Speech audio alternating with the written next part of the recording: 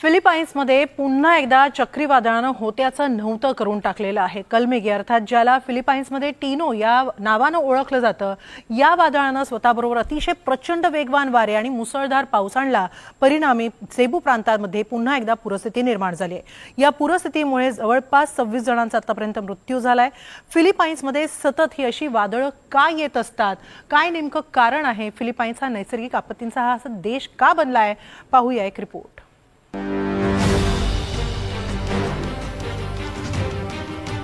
फिलिपाईन्सवर पुन्हा एकदा मोठं संकट ओढवलंय। कलमेगी चक्रीवादळ फिलिपाईन्सवर धडकलं। कलमेगी हे उष्णकटिबंधीय वादळ असून ते टायफून श्रेणीच्या जवळ पोहोचलंय। या वादळामुळे अनेक घरांचं आणि सार्वजनिक मालमत्तांचं नुकसान झालंय। रस्त्यावर उभ्या असलेल्या अनेक गाड्या पुराच्या पाण्यात वाहून जातानाची दृश्य समोर आली आहेत। कलमेगी चक्रीवादळामुळे आतापर्यंत 5 नागरिकांचा मृत्यू झाल्याची माहिती मिळतेय। चक्रीवादळामुळे नागरिकांना सुरक्षित ठिकाणी स्थलांतरित होण्याचं आवाहन प्रशासनानं केलंय। हे वादळ इतकं भयंकर आहे की तब्बल 195 किलोमीटर प्रति तास वेगानं ते मध्य फिलिपाईन्सवर धडकलं। सोमवारी रात्री दक्षिणेतल्या लेइटे प्रांतातील सिलागो भागात हे वादळ धडकलं। अधिकाऱ्यांनी दिलेल्या माहितीनुसार लेइटे प्रांतात मोठ्या प्रमाणात आलेल्या पुरामुळे जनजीवन विस्कळीत झालं। या पुरात बुडून एका वृद्ध नागरिकाचा मृत्यू झाला, तर बोहोल प्रांतात एक झाड पडून अजून एका व्यक्तीचा जीव गेलाय। वादळामुळे दक्षिण लेइटे भागात वीज पुरवठाही खंडित झाला। फिलिपाईन्स रेडक्रॉसचे सरचिटणीस ग्वेंडोलिन पांग यांनी दिलेल्या माहितीनुसार मध्य सेबू प्रांतातील किनारी शहर लिलोआनमध्ये पुरात अनेक लोक अडकून पडले होते। सेबूच्या मांडव शहरात पुराचं पाणी लोकांच्या खांद्यापर्यंत पोहोचलं होतं। अनेक वाहनं पाण्याखाली अडकली होती। समर प्रांतातल्या होमोनोन बेटावर वादळी वाऱ्यानं 300 पेक्षा अधिक झोपड्यांचं नुकसान केलं।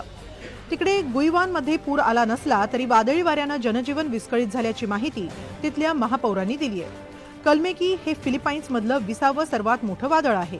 शुक्रवारी फिलिपाईन्सला एका मोठ्या वादळाचा तडाखा बसला होता। दरम्यान पगासानं दिलेल्या अलर्ट नंतर पूर्व समार लेइटे आणि दक्षिण लेइटे भागातील 1.5 लाख नागरिकांचं स्थलांतर करण्यात आलं होतं। शाळा, कॉलेज आणि सरकारी कार्यालयं बंद ठेवण्यात आली होती। Philippines airlines, air Asia, Cebu Pacific आणि सनलाइट एअरलाइन्ससह अनेक कंपन्यांनी आपली 75 उड्डाणं रद्द केली। सरकारनं हाय अलर्ट आणि इमर्जन्सी जाहीर करत नागरिकांना वादळापासून स्वतःचा बचाव करण्याचं आवाहन केलं होतं। दरम्यान फिलिपाईन्समध्ये सातत्यानं वादळं का येतात असाही एक प्रश्न आहे। त्याचं उत्तर पाहायचं झालं तर फिलिपाईन्स पॅसिफिक टायफून बेल्टमध्ये असल्यामुळे तिथं वारंवार उष्णकटिबंधीय चक्रीवादळं येतात। मान्सूनचे वारे आणि समुद्राचं वाढतं तापमान वादळं अधिक तीव्र बनवतात। सुपर टायफून हयान 2013 मध्ये आलं होतं।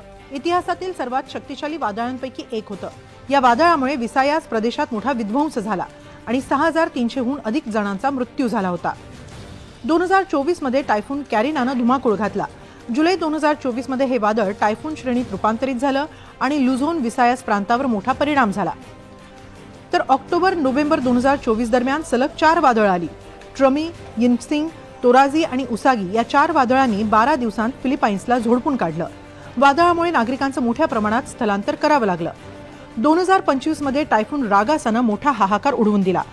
सप्टेंबर 2025 मध्ये ताशी 270 किलोमीटर वेगानं वाहणाऱ्या वादळानं फिलिपाईन्समध्ये मोठं नुकसान घडवलं। सातत्यानं येणाऱ्या वादळांमुळे फिलिपाईन्समध्ये मोठ्या प्रमाणात नुकसान होत असतं। शुक्रवार पाठोपाठ सोमवारी आलेल्या वादळामुळेही फिलिपाईन्स पुन्हा एकदा महापुराच्या विळख्यात सापडलंय। Bureau report, NDTV Marathi.